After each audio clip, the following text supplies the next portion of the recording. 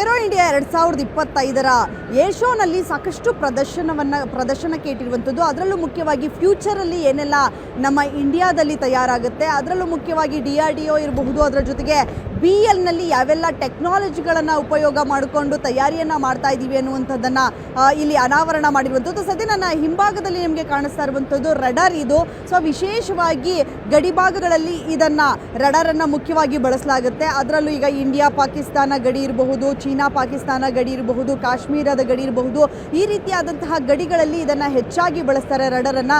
ಇದು ನೆಕ್ಸ್ಟ್ ಫ್ಯೂಚರ್ಗೆ ನಮ್ಮ ಇಂಡಿಯನ್ ಆರ್ಮಿಗೆ ಕೊಡೋದಕ್ಕೆ ತಯಾರಿಯನ್ನು ಮಾಡ್ಕೊಂಡಿರುವಂಥದ್ದು. ಇದರ ಹೆಸರು ಅಶ್ವಿನಿ ರಡಾರ್ ಅನ್ನುವಂತಹ ಹೆಸರನ್ನು ಇದಕ್ಕೆ ಇಟ್ಟಿರುವಂಥದ್ದು. ಇದರ ವಿಶೇಷತೆ ಏನು ಅನ್ನುವಂಥದ್ದನ್ನು ನೋಡ್ತಾ ಹೋದರೆ, ಸೊ ಇದು DRDO ಡಿಸೈನ್ ಮಾಡಿರುವಂತಹ ರಡಾರ್ ಆಗಿದ್ರು ಕೂಡ BL ಪ್ರೊಡಕ್ಷನ್ ಮಾಡ್ತಾ ಇದೆ ಈ ರಡಾರನ್ನು. ಸೊ ಇದರಲ್ಲಿ 2 ವೆಹಿಕಲ್ಗಳಿರುತ್ತೆ. ಈ ವೆಹಿಕಲ್ ನಿಮ್ಗೆ ಏನು ಕಾಣಿಸ್ತಾ ಇದೆ, ಆ ರಡಾರನ್ನು ಸಂಪೂರ್ಣವಾಗಿ ಇದು ಒಂದು ರೀತಿಯಾಗಿ ಆಪರೇಟ್ ಮಾಡೋದಕ್ಕೆ ಬಳಸ್ತಾರೆ. ಸೊ ಇದರಲ್ಲಿ ಟೆಕ್ನಿಕಲ್ ಇರುವಂತಹವರು ಟೆಕ್ನಿಕಲ್ ಆಗಿ ಅದನ್ನು ಆಪರೇಟ್ ಮಾಡುವಂಥವ್ರು ಕೂತು ಆಪರೇಟ್ ಮಾಡುವಂತಹ ಡಿಸೈನನ್ನು ಮಾಡಿರುವಂಥದ್ದು. ಇನ್ನು ಅದರ ಪಕ್ಕದಲ್ಲಿ ಇರುವಂಥದ್ದು ರಡಾರು. ಸೊ ಅದರ ಮೇಲ್ಭಾಗದಲ್ಲಿ ನಿಮ್ಗೆ ಏನು ಕಾಣಿಸ್ತಾ ಇದೆ, ಸೊ ಅದು ರೊಟೇಟ್ ಆಗ್ತಾ ಇರುವಂಥದ್ದು ಡಿಟೆಕ್ಷನ್ ಮಾಡುತ್ತೆ. ಅಂದರೆ ಯಾವುದಾದ್ರೂ ಏರ್ಕ್ರಾಫ್ಟ್ಗಳು ಬರ್ತಾ ಇದೆಯಾ ಗಡಿಗೆ, ಅಥವಾ ನಮ್ಮ ಏರ್ಕ್ರಾಫ್ಟ್ಗಳು ಹೋಗಿರುವಂತಹ ಏರ್ಕ್ರಾಫ್ಟ್ಗಳು ಯಾವ ರೀತಿಯಾಗಿ ಕೆಲಸವನ್ನು ನಿರ್ವಹಿಸ್ತಾ ಇದ್ದಾವೆ, ಅದರ ಜೊತೆಗೆ ಬೇರೆ ಬಲೂನ್ ಬರ್ತಾ ಇರುತ್ತೆ, ಅಂದರೆ ನಾವು ಏನು ಮೇಲ್ಭಾಗದಲ್ಲಿ ಹಾರಾಟವನ್ನು ಮಾಡ್ತಾ ಇರ್ತಾರೆ, ಸೊ ಅಂಥವರನ್ನು ಡಿಟೆಕ್ಟ್ ಮಾಡುವಂತಹ ಕೆಲಸವನ್ನು ಕೂಡ ಮಾಡುತ್ತೆ. ಸಂಪೂರ್ಣವಾಗಿ ನಮ್ಮ ಗಡಿಭಾಗದಲ್ಲಿ ಏನೆಲ್ಲ ಚಟುವಟಿಕೆಗಳು ನಡೀತಾ ಇದೆ,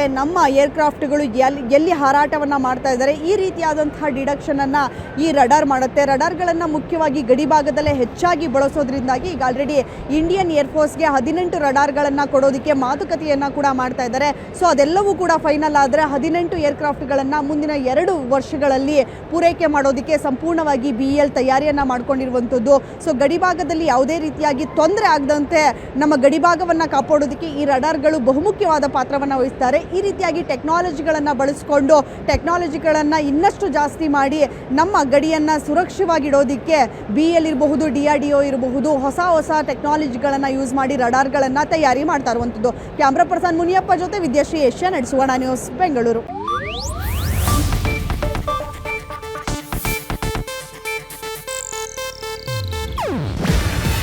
ಇದು ಏಷ್ಯಾನೆಟ್ ನ್ಯೂಸ್ ನೆಟ್ವರ್ಕ್ ಪ್ರಸ್ತುತಿ.